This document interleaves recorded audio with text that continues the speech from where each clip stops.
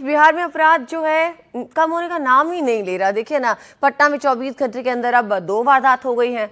और ये इससे पहले भी आपने देखा कई हत्या के मामले बिहार में सामने आए थे। उसके बाद से कानून व्यवस्था को लेकर लगातार विपक्ष यहां पर सवाल खड़े कर रहा था सरकार पर। और अब ये मामला जो आया है सामने, पटना में 24 घंटे के अंदर 2 वारदातें हुई हैं। पालीगंज में एक रेत कारोबारी की गोली मारकर हत्या कर दी गई। घटना पटना के पालीगंज इलाके की है और बालू कारोबारी रमाकांत यादव के ऊपर ताबड़तोड़ गोलीबारी यहां पर की गई, जिससे उनकी मौके पर ही मौत हो गई। रमाकांत यादव शाम को अपने घर के बाहर बगीचे में टहल रहे थे और तभी कुछ लोग यहां पर आए और उनके ऊपर फायरिंग शुरू कर दी।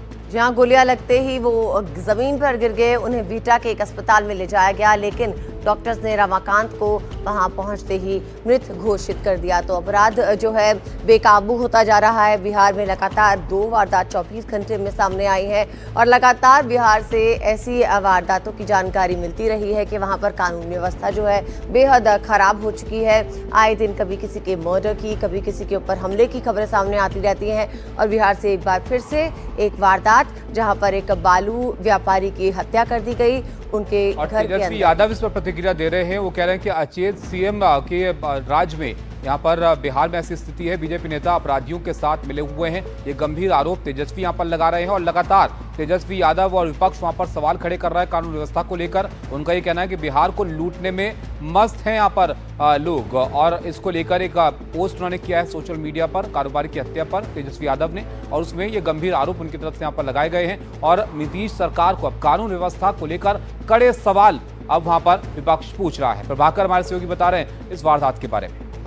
देखिए, लोग अभी गोपाल खेम का हत्याकांड जो है उसकी चर्चा कर ही रहे थे। उसे भूले नहीं थे कि कल रात को 2 बड़ी आपराधिक घटनाओं ने फिर से पटना को हिलाकर रख दिया। जो पहली घटना हुई है वो पटना से सटे हुए जो ग्रामीण इलाके है पालीगंज में, वहाँ पे हुई है, जहाँ पे रमाकांत यादव एक ऐसे व्यक्ति थे जो कि बालू के कारोबार में, बालू माइनिंग के कारोबार में वो उनका नाम आता था और वहाँ के दबंग व्यक्ति माने जाते थे। हालांकि उनके ऊपर कुछ आपराधिक मामले भी थे पहले से।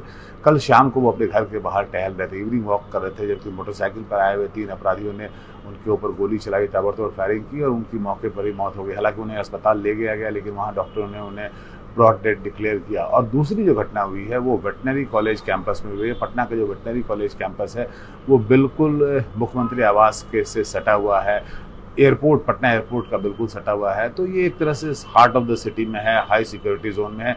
यहाँ पे जो स्टूडेंट्स हैं, जो छात्र हैं, उनके 2 गुटों में आपस में भिड़ंत हुई और उसके बाद से उन्होंने आपस में गोलीबारी की, जिसमें से एक स्टूडेंट के दाहिने हाथ में गोली लगी।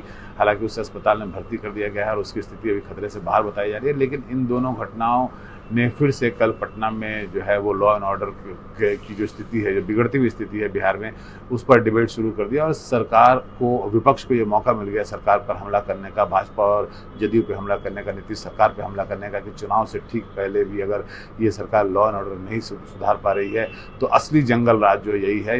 आप अगर देखें तो भाजपा और जदयू जो है वो राजद के ऊपर जंगल राज का आरोप लगाती है। लेकिन जिस तरह से लगातार एक के बाद एक घटनाएं हो रही हैं, चाहे आप गोपाल खेम का घटनाकांड की बात करें जो कि पटना शहर के बीच में हुआ और वो बड़े व्यवसायी थे, उनकी हत्या कर दी गई, और उसके बाद जो है ये फिर रमाकांत यादव जो कि बालू व्यवसायी थे, हालांकि वो आपराधिक मामलों में उनका बहुत सारे मामलों में नाम आया है, लेकिन उसके बाद भी जिस तरीके से लोग हत्या करके निकल जा रहे हैं, तो एक तरह से पुलिस और सरकार के ऊपर सवालिया निशान खड़े हो रहे हैं। और ये चुनाव से ठीक पहले जो है ये भाजपा और जदयू को इसका खामियाजा भुगतना पड़ सकता है।